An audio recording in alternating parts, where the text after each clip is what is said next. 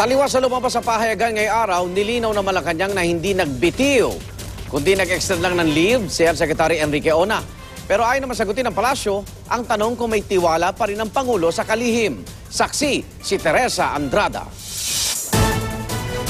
Naka-leave mula October 28 hanggang ngayong araw si Health Secretary Enrique Ona. Medical leave dahil sa allergic reaction sa hair dye ang unang iniulat na dahilan. Pero kalaunan, sinabi ni Pangulong Aquino na pinag-leave niya ang kalihim dahil iniimbestigahan kung bakit pneumococcal conjugate vaccine o PCV10 ang binili ng DOH para sa pneumonia immunization. Imbes na ang mas cost-effective daw na PCV13 na rekomendado ng International Health Organizations. Pero kung pagbabasehan ng ulat ng Philippine Daily Inquirer ngayong araw, naghain na ng resignation si Ona kahapon. Hindi pa sumasagot si Secretary Ona sa GMA News tungkol dito. May sagot naman dito ang Malacanang. I checked for any documentation relative to a resignation and there's none. I had the opportunity to speak with Secretary Ona and he said that he did not submit any resignation. Hindi nag-resign, kundi pinalawig umano ang leave.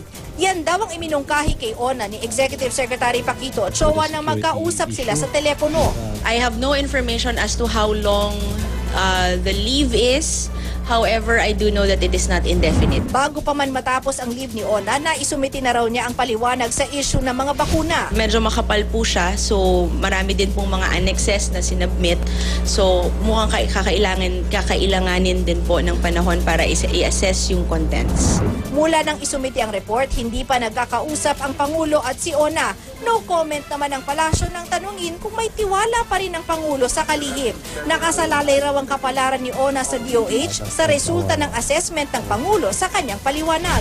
Hayaan po nating i-assess ng Pangulo and to use his judgment kung masasatisfy po ang Pangulo doon sa mga sagot. Ako si Teresa Andrada, ang inyong saksi.